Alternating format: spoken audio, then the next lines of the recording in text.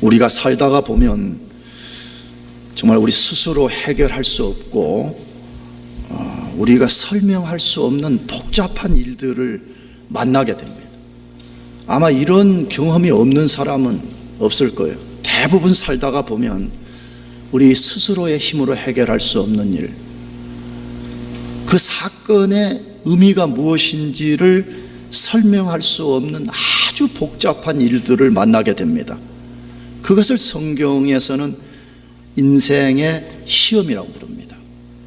그것이 바로 시험이라고 말해요. 테스팅 혹은 템테이션이라고 말하는데, 이 인생의 시험을 만나면 정말 힘든 거죠. 누구나 교회 오면 시험은 축복이 된다라고 말하지만 실제 우리가 현실적으로 느끼는 것은 인생의 시험이 찾아오면 얼마나 고통스러운지 우리가 너무 잘 알고 있잖아요.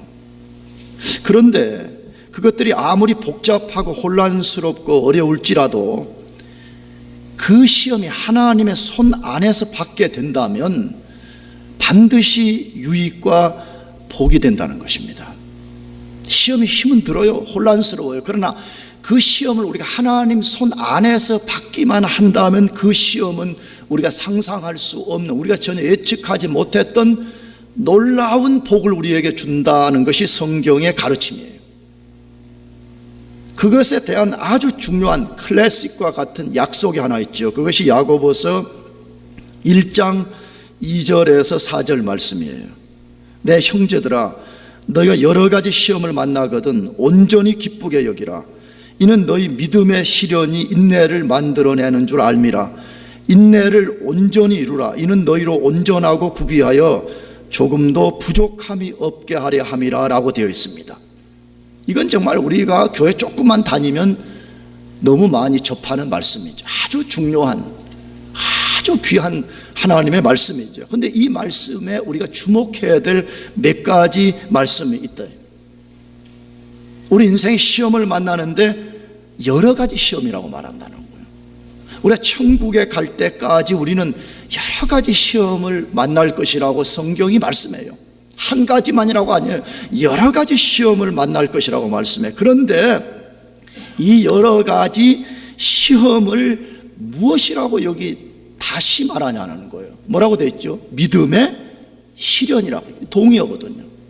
여기 앞에 여러 가지 시험을 뒷부분에는 뭐라고 다시 정의 내렸냐 그러면 그것은 믿음의 시련이라고 말해요. 우리 믿음을 연단시키기 위해서, 우리 믿음 혹은 인격, 우리 삶의 잘못된 것을 깎아내고 우리를 온전하게, 우리를 성숙된 그리스도인으로 만들기 위한 연단의 과정이다, 그렇게 말씀하고 있어요. 그러면서 나가서 시험의 목적이 무엇인가를 그게 소개하는 거죠. 시험의 목적은 하나님이 우리를 생고생시키는 것이 아니라 그냥 고난받다가 끝나버리기 위해서 허락하시는 것이 아니라 온전하고 구비하여 조금도 부족함이 없게 하려 함이라 라고 되어 있습니다. 왜 하나님이 우리로 시험받게 하시느냐? 왜 우리를 여러 가지 시험을 겪게 하느냐?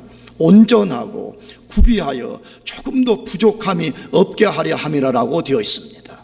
우리는 이 말씀을 통해 가지고 먼저 우리 자신이 온전하지 않다는 것을 인정해야 돼요. 아멘이죠? 대부분 사람들은 나부터서도 평상시 때는 그냥 뭐 나 정도면 괜찮지, 내가 얼마나 똑똑하고 성숙하고 얼마나 균형 잡혀 있고 얼마나 옳은가, 우리가 착각할 때가 얼마나 많은지 몰라.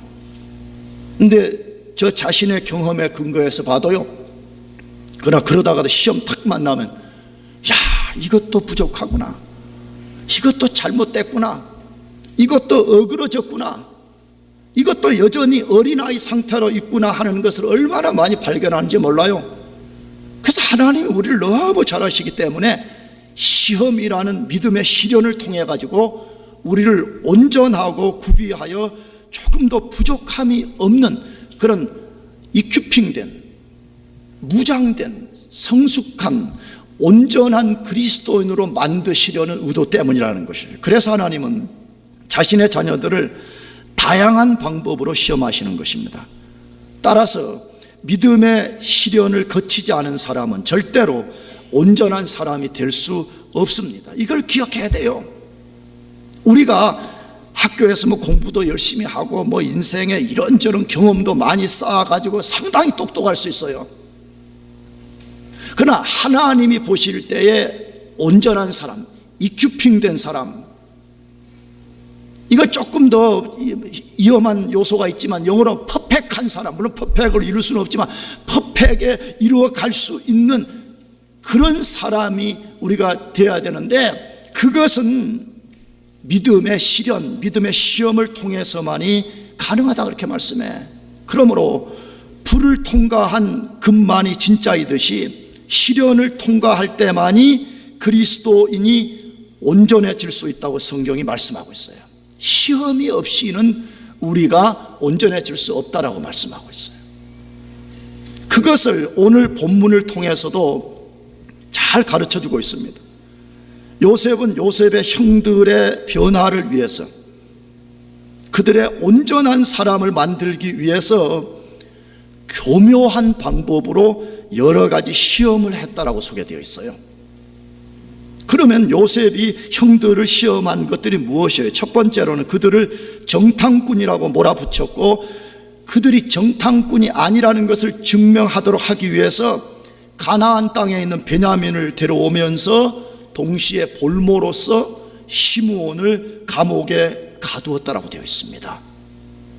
요셉의 형제들의 입장에서는 엄청난 충격이었죠. 지난주에도 말씀드렸지만 엄청난 충격이었어요. 여러분 생각했어요. 그냥 미국에 가족들끼리 놀러 왔어요. 나이아가라 폭포도 보고 뉴욕도 보고 놀러 왔어요. 놀러 와서 돌아갈 거라고 생각했는데 그 중에 한 명이 미국에 잡혀가지고 감옥에 갇힌다라고 생각했어요. 이 대명천지에, 이 발달된 세상 속에서도 그런 일이 벌어진다 그러면 대충격을 받지 않겠습니까? 근데 수천 년 전에 고대 사회에서 곡식사로 갔다가 그 중에 한 명이 스파이로 몰려가지고 감옥에 갇혔다. 그것은 성경에 다 기록되어 있지 않지만 우리가 충분히 그들의 충격을 상상할 수가 있습니다. 두 번째는 그들이 이제 곡식을 구해가지고 가나안 땅으로 돌아가는 중이었어요. 시므온이 볼모로 잡혀 있으니까 9명의 요셉의 형들이 이제 그 구입한 곡식 가지고 아버지가 있는 가나안 땅으로 돌아가는 중이었어요. 그런데 어디 여관에서 머무르는 동안에 우연히 한 명이 그 구입한 곡식 자루를 열어보는데 그 속에 자기들이 곡식을 살 때 지불했던 그 액수가 그 자루 속에 들어있었던 것이에요. 9명 중에 한 명이 그거 발견하고요, 대충격을 받은 것이에요. 왜 대충격 받았겠어요? 우리 같으면 생각 없이 읽으면 아니 이거 자루 속에 돈이 나왔으니까 얼마나 저 띵호와 뭐 이렇게 말했지. 뭐 이야기하는 거예요? 아, 이제 우리가 스파이로 몰렸다가 이제 도둑놈으로 몰렸구나. 이제 이 문제를 해결하지 않은 우리는 이제 애굽 땅에 곡식 사러 갔다가 애굽에 돈을 훔쳐왔다, 정확하게 말하면 요셉 주권자의 돈을 훔쳐왔다고 하는 도둑놈으로 몰리는 위기에 빠졌다라고 대충격을 받는. 그래서 그들이 이제 절망 중에 아버지 집에 도착해서 자기들이 사온 곡식 자루를 다 부은 거예요. 다 거기다가 부었는데 놀라운 것은 각 자루를 부을 때마다 거기서 동일하게 돈이 쏟아지는 거예요. 그 일로 모두가 충격을 받은 것입니다. 왜 충격받았다고요? 만에 하나 볼모로 잡혀있는 시므온을 구하기 위해서 베냐민을 데리고 다시 애굽에 내려가서 요셉을 만난다고 할지라도 여차하면 돈 훔쳐간 도둑놈으로 몰릴 그런 위기에 빠졌기 때문에 그들은 엄청난 혼란에 빠지는 것입니다. 정말 이 상황은요, 우리가 성경을 우리는 대충 읽는 습관이 있어서 그렇지만 우리가 그 상황으로 들어가서 한번 보십시다. 얼마나 큰 충격을 받았을지, 얼마나 그들이 혼란 가운데 빠졌을지, 그들의 스스로의 힘으로 해결할 수 없는 엄청난 시험에 직면했음을 우리가 그릴 수가 있는 것이에요. 그렇다면 왜 요셉은 형들을 그렇게 시험한 것입니까? 왜 사랑하는 형들, 사랑하는 형제들을 교묘한 방법으로서 시험했는가 하는 것입니다. 답은 간단합니다. 또 다른 변화를 원했기 때문입니다. 왜? 요셉은 하나님의 성신에 감동된 사람이어서 형들 속에 뿌리 깊게 내린 또 다른 죄가 있다는 것을 알고 있었던 거예요. 여러분, 우리 인생의 죄라는 것은요, 그렇게 호락호락한 것이 아니에요. 그냥 교회 와가지고 지난주에도 말씀했죠. 도매금으로 그냥 죄인입니다 몇 마디 한다고 이게 해결되는 문제가 아니에요. 죄라는 것은 강력한 세력을 갖고 있어서 우리 영혼의 깊은 것, 우리가 다 알지 못하는 영혼의 그 깊은 곳 속에 뿌리를 내리고 있기 때문에 그 악으로부터 모든 죄가 드러나는 거잖아요. 그래 요셉이 안 거예요. 형들을 한 번의 시험으로 변화시킬 수 없다는 걸 안 거예요. 형들 속에 수십 년 동안에 뿌리 깊게 내려있는 죄악이 있다는 것을 안 거예요. 그래서 그 죄를 제거하고 그들이 진정한 하나님의 사람, 앞으로 애굽 땅에 와서 12지파의 초석을 놓고 앞으로 거기서 하나님의 뜻을 이루는 진정한 하나님의 사람, 진정한 하나님의 사람이 되어라. 진정한 하나님의 백성, 진정한 영적 지도자가 되라. 이것이 요셉의 목적이었어요. 여러분, 지금도 하나님은 동일한 원리로서 우리를 다룬다고 저는 믿어요. 하나님이 우리 모두가 진짜 하나님의 사람들이 되기를 원합니다. 아멘. 하나님의 사람들이 되기를. 아니, 종교인 말고 그냥 입에 붙은 그리스도인 말고 진짜 하나님의 사람이 되기를 원한다는 거예요. 그러면 하나님의 사람이 되기 위해서는 반드시 우리도 시험을 거쳐야 되고, 시험 속에서 우리의 변화된 증거들을 드러내야 되고, 하나님의 사람들이 되기 위해서 요구되는 자질이 있다는 거예요. 진짜 내가 하나님의 사람입니다, 마크 말에 마크가 있으려면 그 증거가 있어야 된다는 것이에요. 그래서 오늘 요셉이 형들을 시험하면서 그들의 변화되는 증거들을 통해서 하나님은 하나님의 사람들에게 요구되는 자질이 무엇인가를 우리들에게 알려주는 거예요. 진짜 변화되는 사람, 진짜 양심이 깨어지고 영혼이 살아나고 하나님의 사람들이 되면 드러나는 증거들이 있다는 거예요. 그렇다면 하나님의 사람이 되기 위해 요구되는 자질은 무엇이냐 하는 것이에요.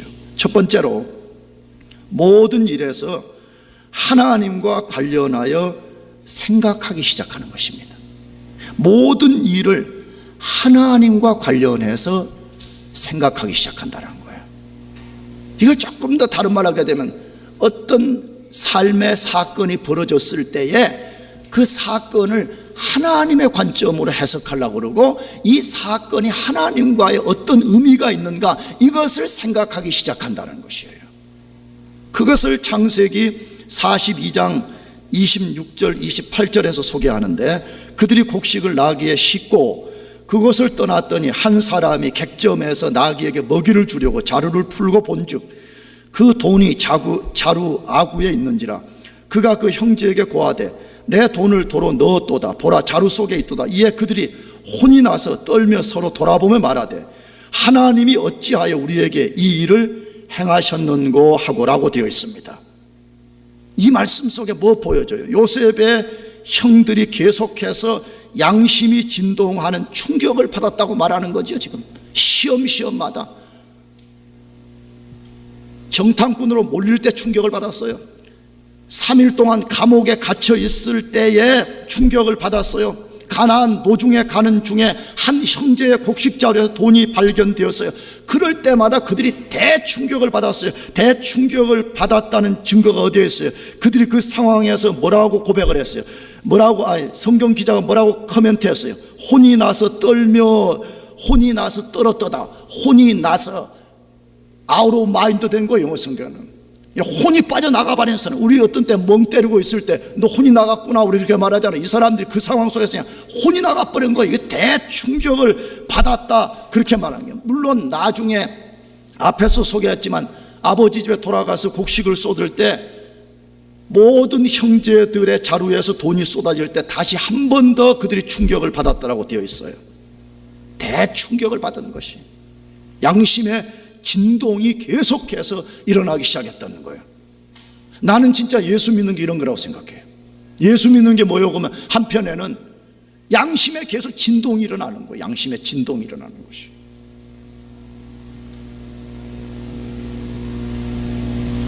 그러면 충격의 결과가 무엇이라고 말해요? 그들이 대충격을 몇 번씩 받았을 때 그 결과가 무엇이라고요? 이제 그들이 어떤 일을 하나님과 관련하여 생각하게 되었다라고 되어 있어요. 그래서 본문에 뭐라고요?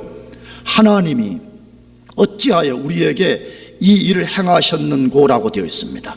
하나님이 어찌하여 우리에게 이 일을 행하셨는고라고 되어 있습니다. 아주 놀라운 변화가 일어나고 있음을 암시하는 거예요.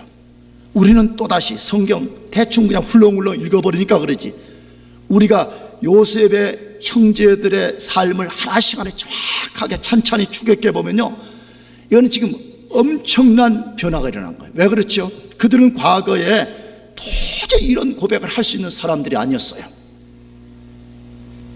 과거에는 하나님 하째도 끊을 수 없었던 사람이었어요. 그들은 과거에 가나안 땅에 살 때는 이런 고백을 꿈에도 꿀 수 없었던 사람들이었어요. 그런 고백은 그들이 애굽에 내려와서 양심의 충격들, 다시 말하면 각성이 일어나게, 어웨이크닝이 일어나게 될 때에 점진적 변화가 찾아왔다라고 되어 있었던 것이었습니다. 잘 보세요. 그들이 첫 번째 스파이로 몰릴 때, 두 번째 감옥에 3일 동안 갇히는 충격을 받았을 때는 그런 고백이 없었습니다. 어느 정도의 양심의 진동은 왔지만 이런 고백이 없었습니다. 그러나 세 번째 충격을 받으면서 그들은 비로소 그 상황들을 하나님과 관련하여 생각하게 되었습니다. 놀랍잖아요? 하나님이 그 양심을 흔들기 시작하게 될 때에 어느 순간에 그들이 하나님을 생각하게 됐다는 거예요. 왜 우리에게 하나님이 이런 일을 허용하셨지? 하나님이 무엇 때문에 우리에게 이런 일을 경험하게 하셨지? 라고 생각했다는 거예요. 지극히 당연한 결과입니다. 양심이 죽은 사람, 양심의 각성이 일어나지 않은 사람은 절대로 하나님을 생각할 수 없습니다. 그러면 어떻게 되죠? 여러분, 누구나 하나님을 생각하지 않으면 죄를 마음껏 지을 수가 있습니다. 오늘 이 시대에 포스트 모더니즘 시대예요. 오늘 이 시대를 포스트 모더니즘 시대라고 부르죠. 포스트 모더니즘 시대의 핵심은 뭐죠? 권위를 없애버리자는 거예요. 특히 절대 권력자, 절대 권위를 가진 분을 제거해버리자는 거예요. 그래서 자꾸 하나님을 없애자는 거예요. 그래서 무슨 미국에 무슨 뭐 학교나 뭐 재판소나 이런 데 십계명 붙여놓고 뭐 이런 것들 다 지금 없애자고 수를 벌리는 거예요. 왜? 자꾸 하나님이라는 분이 자꾸 이 딸이 걸리작거린다. 하나님, 아유, 내가 죄 짓고 싶은데, 바람 피고 싶은데, 뭐 이혼하고 싶은데, 뭐 온갖 짓 다 하고 싶잖아. 막 마음껏 하고 싶은데 걸리는 거예요. 하나님 걸린다. 그러니까 내 양심을 고통스럽게 하는 거, 그거 없애버리자는 거예요. 그래서 하나님이고 뭐고 다 없애버리자는 거예요. 그러니까 양심이 죽어버리면 누구나 무슨 짓을 할 수 있는 거예요. 돈 떼먹고 사람 죽이고 남 비난하고 남 짓밟는 거, 그런 거 전혀 양심의 가책이 없는 거예요. 근데 양심의 진동이 일어나서 하나님이 살아계시고 하나님이 어떤 분이신가를 알게 되면 당연히 그때부터 이제 하나님과 관련해서 모든 걸 생각하게 돼요. 그렇잖아요. 잘 보세요. 우리 신앙생활 할 때도 변화되었는가 변화되지 않았는가를 시험하는 여러 가지 테스팅하는 내용들이 있어요. 그 저도 가만히 보거든요. 대학부 친구들 특히 1학년 때 와가지고 막 난리 법석이거든요. 왜 그런 거 자랑하잖아요. 모태신앙입니다. 뭐 어렸을 때부터 뭐 교회 어떻게 다녔어, 뭐 그런 거 있잖아. 삼촌이 목사입니다. 뭐 예삼촌이 뭐 목사입니다. 막 그래갖고 나를 짓밟으려고 그래, 나를. 여러분, 내가 눈 하나 깜짝하게 생겼어요, 그런 것에? 그래가지고 막 난리 법석 피워. 그러다가 이제 와서 이제 뭐 시험도 이제 빵점 맞고 이제 뭐 막 그러다 깨지고 이제 어쩌고 저쩌고 하다가 보면 변화가 일어나는 것이 보여요. 그 중에 하나가 뭐냐? 자기가 이 펜스테이트 공부하러 온 게 그냥 자기 힘으로 왔다고 생각하는데 자기들이 고백해. 내가 이 학교 온 것이 나는 우연하게 왔지만 절대 우연이 아닙니다. 그걸 내가 얼마나 많이 듣는데요. 하나님이 나를 의도적으로 이곳에 보내셨다는 것을 이제 제가 알겠습니다. 그래서 모든 것을 하나님과 관계해서 생각하기 시작해. 하나님과 관계해서 생각하는 일이 벌어져. 그러면 어떻게 되는 거예요? 당연히 세계관의 변화가 일어나기 시작해요. 왜? 과거에는 아메리칸 드림이 자기의 꿈이었어요. 와서 아들 공부 잘 시키고 여기 와서 장학생 되고, 물론 그것도 중요해요. 중요하지만 그게 인생의 전부였어요. 근데 세계관의 변화가 일어나는 거예요. 우리 삶의 궁극적인 것은 여기가 아니고 저기라는 것을 알게 되는 세계관의 변화가 일어나기 시작해. 그러니까 동시에 가치관의 변화가 일어나고 그 인식론의 완전한 변화가 일어나서 그때부터 이제 너 그렇게 살지 말아라 그래도 하나님 위해서 살게 되는 역사가 일어나. 그래서 하나님 없었을 때 살았던 인생의 과거까지 혹은 현재까지 미래까지 다 하나님이 내 인생을 디자인하고 계시는구나. 그래서 하나님의 관점으로 자기 자신을 해석하기 시작해. 그리고 내 현재 이 일에 하나님이 부여한 인생의 의미가 무엇인가, 그것을 생각하기 시작하는 거예요. 여러분, 이것이 변화된 사람의 특성이고 동시에 하나님의 사람들의 특성이에요. 하나님의 사람들은 참새 한 마리가 땅에 떨어지는 것이 하나님의 허락이 없이는 떨어질 수 없다는 것을 믿기 때문에 내 인생에 설명할 수 없는 일이 벌어지면 이거 하나님이 나에게 무엇 때문에 이렇게 하셨는가를 생각하기 시작해. 그렇잖아요.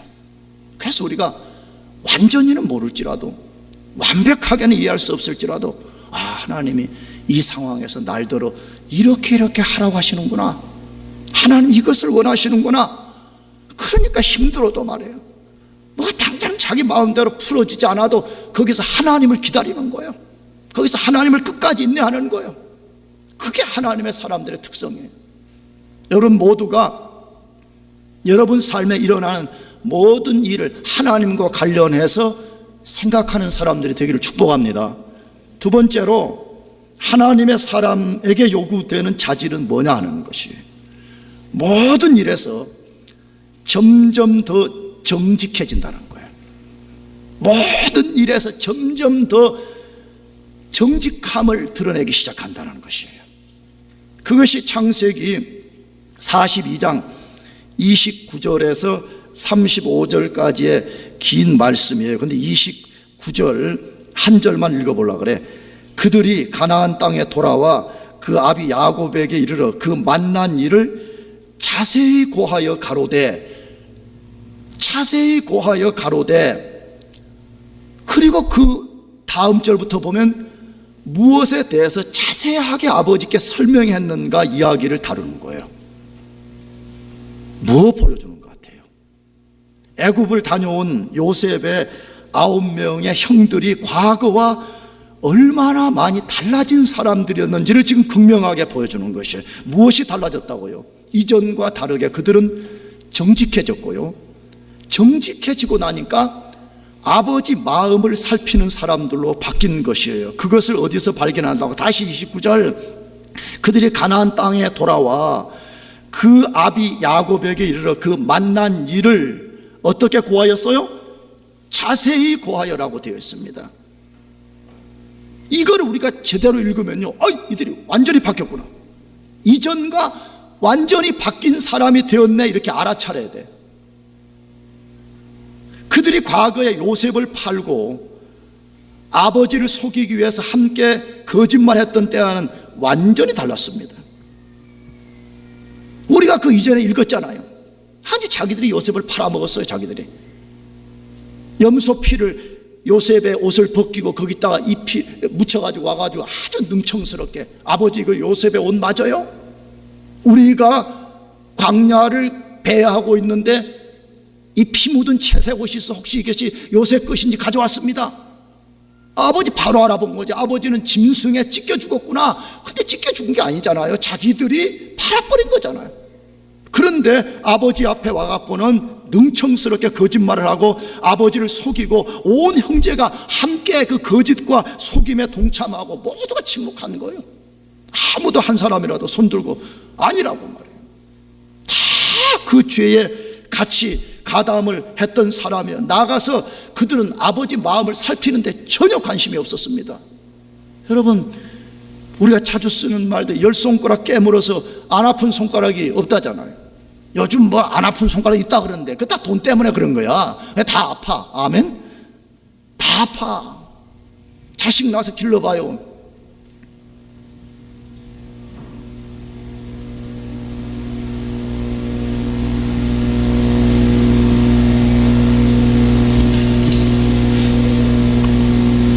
아버지께 와가지고 그 아버지가 사랑하는 아들이잖아. 가장 사랑했던 아들이잖아.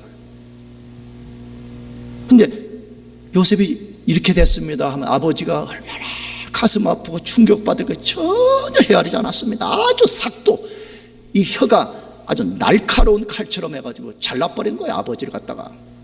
아버지, 광야에 갔더니 피 묻은 채사고 있던데요. 혹시 이거 한번 보세요. 이거 누구 건지. 아버지가 얼마나 힘들어 했을지 조금도 아버지를 헤아리지 않았습니다. 그러나 지금은 완전히 달라졌습니다. 어떻게 달라졌다고요? 다시 그 만난 일을 자세히 고하였다라고 되어 있습니다. 그 만난 일을 어떻게 했다고요? 자세히 애굽에서 어떤 일을 경험했는지를 아버지께 소상하게 말했다는 거예요. 나는 효도는 딴 것이 아니라고 생각해요. 물론 뭐 돈도 많이 주고 뭐 그런 것도 굉장한 효도지요. 여러분, 효도는요 늙은 아비 어미의 말을 잘 들어주는 거예요. 아멘? 왜 창훈은 아멘 안 해? 했습니까? 거제에 계신 부모님이 어제 한 이야기 또 해도 오늘 처음 들은 것처럼 엄마 그래요? 멋져요. 이렇게 말해요. 젊은이들 두 마디만 하면 하도 잔소리한다. 나가서 효도의 또 하나의 방법은 뭐냐? 항상 어떤 일을 자세하게 말하는 거예요. 왜? 부모들은 자식을 사랑하니까 그거 듣고 싶잖아요. 근데 함축해서 말해. 밥 먹었냐? 먹었습니다. 뭐 먹었냐? 대충 먹었습니다. 그렇게 하지 말어. 뭐 먹었냐? 예, 반찬이 없어서 고추장에 멸치에다가 그래도 먹다가 비위가 상해서 그 마늘 가지고 찍어서 먹었습니다. 독해서 물 2잔 마셨으면 자꾸 이런 식으로 이야기해 주라고. 아멘? 왜 아멘이 없어요 이게? 자세히 고하는 사람이 변화된 사람이에요. 시영자매 아버님 자녀들이 그렇게 해주시면 좋겠죠? 그러시다. 다 그렇게 돼 있어요.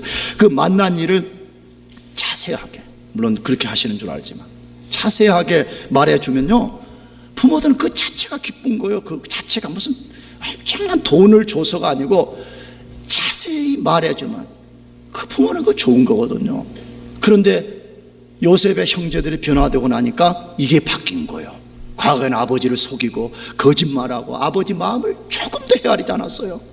그러나 이제는 아버지 앞에서 자세하게 이야기하고 아버지 마음을 헤아려. 뒤에까지 읽어보면 아버지가 혹시라도 마음을 상할까 봐 가지고 아버지를 헤아리는 사람으로 바뀌었어요. 물론 그들의 정직함이 완전함에 이르지는 않았습니다. 어디서 우리가 그 사실을 발견할 수 있어요? 그들이 자세하게 고하는데 2가지 사실에 대해서 말하지 않아요. 하나는 시므온이 볼모로 잡혔다는 이야기를 하지 않은 것입니다. 시므온이 지금 볼모로 잡혀 있잖아요. 근데 어쩌면 이건 추측인데 아버지 둘째 형 시므온은 지금 애굽에 잠시 무슨 일이 있어서 우리하고 같이 못 왔는데 아주 편하게 잘 있습니다. 어쩌면 그렇게 말했는지 모르지. 또 하나는 그들이 아버지 야곱에게 애굽의 주권자가 말제 아들을 데리고 오면 요 말이 중요해요. 너희가 이 나라에서 무역을 하리라 하더이다 라고 그렇게 말했어요. 그러니까 베냐민을 아버지 내주세요. 그럼 우리가 베냐민을 데리고 간다면 이렇게 하고 그 주권자가 말하기를 너희가 이 나라에 와서 무역을 하면서 편안하게 살 것이다 이렇게 말했다는 거예요. 근데 이 말이 문제예요. 이 말이 진짜 요셉이 그들에게 약속한 말인지 아니면 그들이 아버지를 안심시키기 위해서 자기들이 지어낸 말인지는 정확하지가 않습니다. 그런데 제가 추측하기에는 그들이 지어낸 말 같습니다. 왜냐하면 요셉은 이미 우리가 다루었듯이 꿈을 통해 가지고 하나님이 펼치실 이스라엘 백성들의 비전이 무엇인가를 자기가 봤어요. 나가서 자기 할아버지인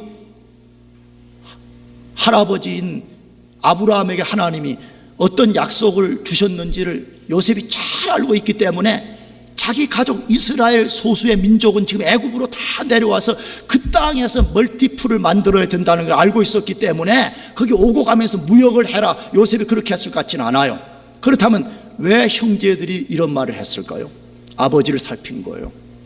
아버지 지금 시몬이 볼모로 잡혀 있어가지고 만일에 베냐민을 데려가자면 시몬은 죽습니다. 그리고 아버지가 또 고통을 겪을 것을 너무나 그들이 알았기 때문에 이제 그들은 정직함을 드러내기 시작했을 뿐만 아니라 부모의 아버지의 마음을 살피는 사람이 되었음을 소개하고 있다는 거예요. 어쨌든 간에 놀라운 변화가 그들 속에 시작되고 있었다는 거예요. 과거에는 아버지 속이는 것 조금도 눈 하나 깜짝하지 않았습니다. 그러나 이제는 정직함을 드러내기 시작했고 아버지 마음을 살피는 사람들로 바뀌어졌음을 암시하고 있는 것입니다. 교우 여러분들, 죽은 양심이 살아나는 증거가 무엇입니까? 우리 영혼이 펄펄 살아있다는 증거가 무엇입니까? 매사에 정직해져 가는 것입니다. 우리가 단번에 완전함에 이를 수 없을지 몰라도 매사에 정직해져 가는 것입니다. 여러분, 매사에 정직해지는 것, 여러분, 그것만큼 위대한 일이 없습니다. 왜냐하면 성경 많은 곳에요, 정직한 사람은 사자처럼 담대하다 그래요. 우리가 또 오해도 받고 모함도 받고 그러지만 내가 정직하면 사자처럼 담대할 수가 있잖아요. 나는 아니라는 거예요. 여러분, 진리를 누가 이길 수 있겠습니까? 빛을 누가 가둘 수가 있겠습니까? 나가서 우리가 정직해져 간다는 것은요, 우리 양심이 살아있다는 아주 분명한 증거 중에 하나는 뭐냐 그러면, 여러분, 양심이 깨어나면, 양심이 살아나면 죄가 그 양심 안에 공존할 수 없기 때문에 그래요. 여러분, 빛과 어둠이 함께 공존할 수 없듯이 깨어난 양심, 살아난 양심 속에 어떻게 죄가 그 속에 함께 공존할 수가 있는 거예요? 불가능한 거예요. 그래서 그런 사람들은 거짓말을 죽기보다 싫어하고 손해를 보더라도 속이는 일을 중단하는 것이에요. 그런 사람들은 거짓말로 얻는 이익보다 정직 때문에 얻는 손해를 더 큰 기쁨으로 여기고 사는 것입니다. 제가 지난주에 노예 수련회 갔다 왔잖아요. 전 노예 수련회 가가지고 이번에 큰 도전과 교훈 하나 받고 왔어요. 수련회 때 참가한 목사님들과 함께 이제 중국 법회에 가가지고 식사를 했어요. 그러니까 사람이 많으니까 이제 조금이라도 디스카운트를 받으려고 여기 시니어들이 있다고 말하니까, 그러면 65세 넘은 분들 손 들으라 그랬어요. 그래서 그 목사님들 중에 65세가 넘은 분이 몇 분이 계셔 다 이제 손을 들었어. 그래서 다 손을 들고 세더니 그 웨이트레스가 카운터에 갔다 오더니 증명서를 내라는 거예요. 라이센스를. 우리가 목사들 아니에요. 그렇잖아요. 우리가 목사인 줄 몰랐겠지. 생김새들이 촌사람들 같으니까. 그래서 이제 다 이제 드라이브 라이센스를 다 내고, 그리고 다 통과된 거예요. 전부 다 65세 이상. 근데 그 드라이브 라이센스를 보고 간 후에 한 분이 그렇게 말씀하는 거예요. 자기가 65세인데 손을 안 들었다는 거예요. 그래서 왜 안 들었냐 그랬습니다. 나는 만 65세가 되려면, 이게 중요해, 만 65세가 되려면 한 달이 남았다는 거예요. 그래서 자기가 손을 안 들었다는 거예요. 여러분, 미국에서 65세면 그냥 65세인 거예요. 그렇잖아요. 되는 거예요. 근데 그 목사님이 나는 만 65세가 되려면 한 달이 남았기 때문에 나는 손을 안 들었습니다 그러더라고. 와, 내가 그 옆에 있으면 22,000볼트 전기가 흘러가는 것 같더라고. 내가 어떻게 했을까? 내가 만일에 만 65세를 한 달 남겨놓고 똑같은 상황에 있을 때 손 들어가서 나는 어땠을까? 나는 들었을 것 같아. 그 몇 불, 2, 3불 디스카운트 받겠다고 아니, 이게 나도 안 들 것 같아. 근데 그때 생각을 했어. 아주 쪼잔해가지고. 나는 그걸 보면서, 이야, 이 목사님의 양심이 진짜 살아있구나. 아니, 그 디스카운트 받아봤자 내가 알기로 한 2, 3불 될 거야, 아마. 그래봤자 2, 3불 때문에 자기 양심을 팔지 않는 거지. 양심이 살아있으니까 정직한 거예요. 만 65세에 한 달이 모자라기 때문에 자기는 손을 안 들었다는 거예요. 이야, 같은 목사로서요 감동이 됐고요. 정말 멋있다. 누가 뭐라 하든지 멋있다. 그런 생각이 든 거예요. 여러분, 하나님의 사람의 특성 중에 하나는 정직함입니다. 우리가 지금 완전함에 이르지 못할지라도 우리가 점점점 정직해지는 거예요. 할렐루야. 여러분, 작은 것 때문에 속이고, 물론 큰 것도 속여서 안 되죠. 작은 것 때문에, 편리함 때문에 어떤 것을 속이면서 우리 정직을 팔고 양심을 죽이는 것은요, 하나님의 사람들이 할 일이 아니에요. 여러분 모두가 정직해지고 정직함에 이르러 감으로써 하나님의 사람들이 되기를 바랍니다. 마지막 세 번째로 하나님의 사람이 되기 위해서 요구되는 자질이 뭐냐 하는 것이에요. 모든 일에서 책임을 위해서 자기 희생을 감수하는 것입니다. 모든 일에서 책임을 다하기 위해서 자기 희생을 감수하는 것이에요. 그것이 42장 36절에서 38절까지 거기에 기록되어 있는데 36절에서 37절까지만 읽어볼게요. 그 아비 야곱이 그들에게 이르되 너희가 나로 나의 자식들을 잃게 하도다. 요셉도 없어졌고 시므온도 없어졌거늘 베냐민을 또 빼앗아 가고자 하니 이는 다 나를 해롭게 함이로다. 루벤이 아비에게 고하여 가로되 내가 그를 아버지께로 데리고 오지 아니하거든 나의 두 아들을 죽이소서. 그를 내 손에 맡기소서. 내가 그를 아버지께로 데리고 돌아오리이다. 여러분, 이 길게 끝까지 읽어보게 되면 야곱의 온 가족이 큰 충격을 받은 상황을 거기에 소개해 놓은 것이에요. 먼저는 요셉의 형들이 받은 충격이었죠. 아까도 소개했지만 곡식 자루를 쏟아부은 거예요. 여러분, 이 부분을 읽을 때 유의해서 읽어야 돼. 그들이 사온 곡식이 있었고 요셉이 가면서 길에서 양식하라고 준 곡식이 따로 있었어요. 근데 자기들이 사온 곡식 자루 안에서 막 돈이 쏟아지게 되는 거예요. 아까도 말씀드렸죠. 아니, 지금 정탐꾼의 누명을 벗는 것만 해도 너무 어려운 난제를 갖고 지금 돌아왔는데 이제 돌아가게 되면 도둑이란 누명까지 쓴 이것을 벗어나야 됐기 때문에 그들이 받은 충격이 이만저만이 아니었던 것입니다. 그 다음에 또 한 사람이 충격을 받았다 그래요. 누구지요? 아버지 야곱이었습니다. 이제 자식들이 곡식을 사왔다고 의기양양해가지고 막 곡식을 붓는데 막 곡식 자루에서 돈이 쏟아지는 것을 본 것입니다. 야곱의 식구들은 돈을 매우 좋아했습니다. 그런데 돈이 쏟아지는 것을 보고 기뻐하기는커녕 대충격을 받았다고 되어 있어요. 그 충격받은 장면을 42장 36절에 이렇게 기록해 다시 읽어보겠어요. 그 아비 야곱이 그들에게 이르되 너희가 나로 나의 자식들을 잃게 하도다. 요셉도 없어졌고 시므온도 없어졌거늘 베냐민을 또 빼앗아 가고자 하니 이는 다 나를 해롭게 함이로다. 그렇게 돼 있어요. 여러분, 왜 야곱이 자루에 돈 쏟아지는 것을 보고 기뻐하기는커녕 이는 다 나를 해롭게 하는 것이다. 나를 고통스럽게 만드는 것이다. 나를 말로 다 할 수 없는 어려운 상황으로 몰아넣는 것이다. 그렇게 말했냐 하는 것이에요. 야곱이 알아차린 거예요. 뭘 알아차렸을까요? 이놈들이 과거에 요셉도 가서 돈 받고 팔아치워가지고 죽여버렸더니 이제 시므온도 돈 받고 팔아버렸구나, 이렇게 생각한 거예요.